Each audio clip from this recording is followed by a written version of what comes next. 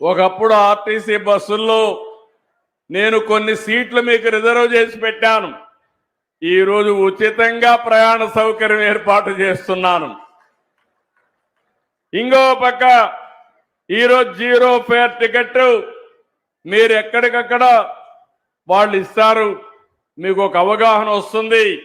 అది తీసుకొని మీ ఆధార్ నెంబర్ కానీ అథెంటికేషన్ కోసం ఏ నెంబర్ ఇచ్చినా అది సరిపోతుందని చెప్పి కూడా నేను మీకు తెలియజేస్తున్నాను. ఈరోజు మీరు ఆసుపత్రికి పోయేవాళ్ళు కానీ, స్కూళ్ళకు పోయేవాళ్ళకి కానీ, కాలేజీలకు పోయేవాళ్ళకి కానీ, ప్రభుత్వ కార్యాలయాలకు పోయేవాళ్ళకి కానీ, మార్కెట్ కోసం పట్టణాలకు వెళ్ళే వాళ్లకు ఇది చాలా ఉపయోగపడుతుంది. అయితే ఈరోజు అన్ని ప్రికాషన్లు తీసుకున్నాం.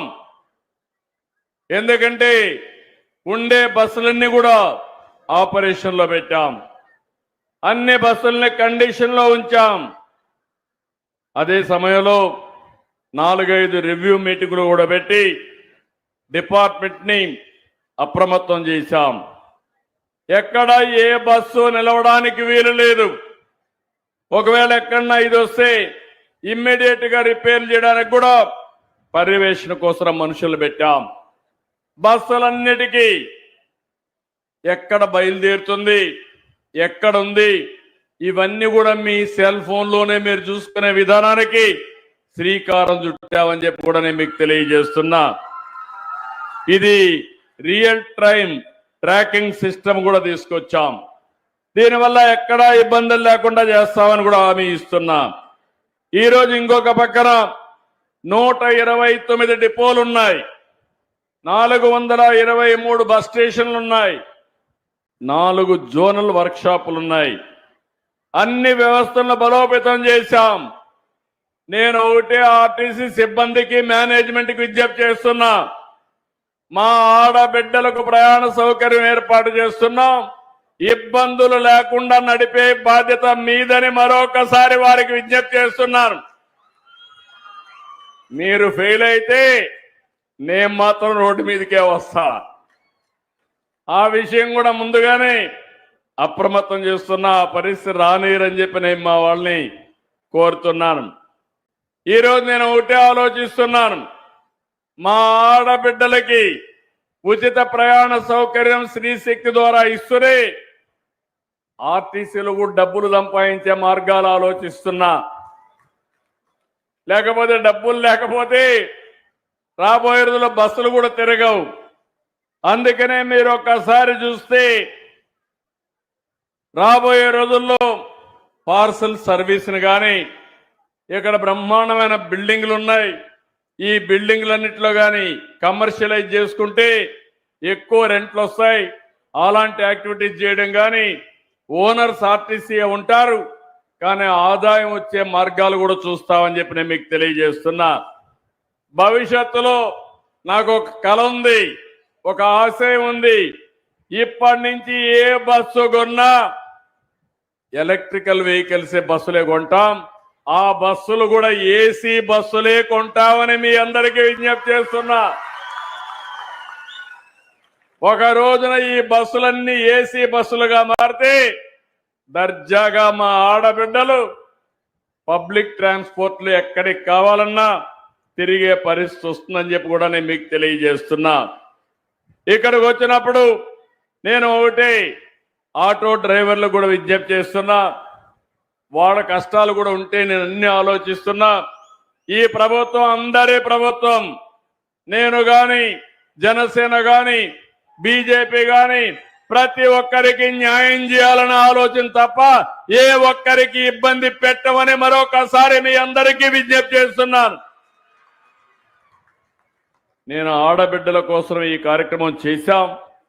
అదే సమయంలో ఆటో డ్రైవర్లకి ఏదైనా సమస్యలు వస్తే కేబినెట్ సబ్ కమిటీ కూడా వేసాం. అవన్నీ కూడా స్టడీ చేసి వాళ్ళకు కూడా న్యాయం చేస్తాం. ఈరోజు ఇదే కాకుండా ఇంకొక పక్క మీరు ఒకసారి చూస్తే అనేక కార్యక్రమాలు ఆడబిడ్డలకు చేశాం. డాక్రా రుణమాఫీ చేశాం. పసుపు కుంకుమ కార్యక్రమం తీసుకొచ్చాం. ఆడబిడ్డ ఆత్మ గౌరవం పెరగడానికి మరుగుదొడ్ల నిర్మాణం పెట్టాం. గర్భిణీలు బాలింతలకు పౌష్టికాహారం తీసుకొచ్చాం, బేబీ కిట్లు ఇచ్చాం, తల్లి బిడ్డ ఎక్స్ప్రెస్ పెట్టాం. ఇలాంటి కార్యక్రమాలు చాలా కార్యక్రమాలు చేశాం. ఆ రోజు నేను చేసిన కార్యక్రమాల తర్వాత 4వసారి ముఖ్యమంత్రి అయిన తర్వాత నా ఆడబిడ్డల్ని పారిశ్రామికవేత్తలుగా తయారు చేయడానికి డాక్రాలో మెప్మాలో ఎంఎస్ఎంఈలకు ప్రాధాన్యత ఇస్తున్నాం. అంతేకాదు రాబోయే రోజుల్లో 1,00,000 మంది డాక్రా సంఘాల్లో మెప్మా సంఘాల్లో పారిశ్రామికవేత్తలుగా తయారు చేసి ఒక శక్తివంతమైన మహిళా శక్తిగా తయారు చేస్తాం. నేను ముందే మీకు చెప్పాను, ఒకప్పుడు రాష్ట్రంలో నేను కూడా చాలా బాధపడ్డాను. ఒక పక్క గంజాయి, ఒక పక్క డ్రగ్లు. దీంతో ఎవడైనా డ్రగ్ తీసుకున్న వాడికి, గంజాయి తాగిన వాడికి తల్లి భార్యకు వ్యత్యాసం తెలియదు. అలాంటి అగత్యాలు చూశాం. ఈరోజు ఈగలనే వ్యవస్థను పెట్టి రాష్ట్రంలో గంజాయిని వీలైనంత వరకు నిర్మూలించాం. ఒకటే హామీ ఇస్తున్నా, ఎవడైనా సరే గంజాయి అమ్మినా, డ్రగ్స్ అమ్మినా అదే చివరి రోజు వారికి మరొక్కసారి హెచ్చరిస్తున్నా. మా ఆడబిడ్డలందరికీ హామీ ఇస్తున్నా, ఎవరైనా మీ జోలుకొస్తే నేను అందులో బాధితుడిని. ఆడబిడ్డలు అవమానం చేసినప్పుడు ఇంట్లో వాళ్ళు ఏ విధంగా బాధపడతారో చూశా. మా మిత్రుడు పవన్ కళ్యాణ్ గారు కూడా ఆ బాధ అనుభవించాం. ఇవి తెలిసిన వ్యక్తులం. అందుకే ఏ ఆడబిడ్డ క్యారెక్టర్ అసాసినేషన్ కింద అవమానం చేసే పరిస్థితి ఎవడొచ్చినా సోషల్ మీడియాలో కానీ ఎక్కడ చేసినా వదిలిపెట్టనని మరొక్కసారి హెచ్చరిస్తున్నా. నేను అడుగుతున్నా ఈ కొండే మిమ్మల్ని అందరినీ, ముందుకి ఇప్పటికీ పరిస్థితులు మారాయా లేదా అని అడుగుతున్నా. మారాయంటే చేతుల పైకి చెప్పండి, మారాయా లేదా? మీలో ధైర్యం వచ్చిందా లేదా? అందుకే వాళ్ళని ఒకటేసారి హెచ్చరిస్తున్నా, తమాషా అనుకోవద్దండి. ఇక్కడ ఎన్డీఏ ప్రభుత్వం ఉంది, తెలుగుదేశం, జనసేన, బీజేపీ కలిసి ఉన్నాం. ఎవడైనా తోక దిప్పితే తోక కట్ అయిపోతుందని మరొక్కసారి హెచ్చరిస్తున్నా. ఏ కార్యక్రమం చేసినా ఇంత మునిపి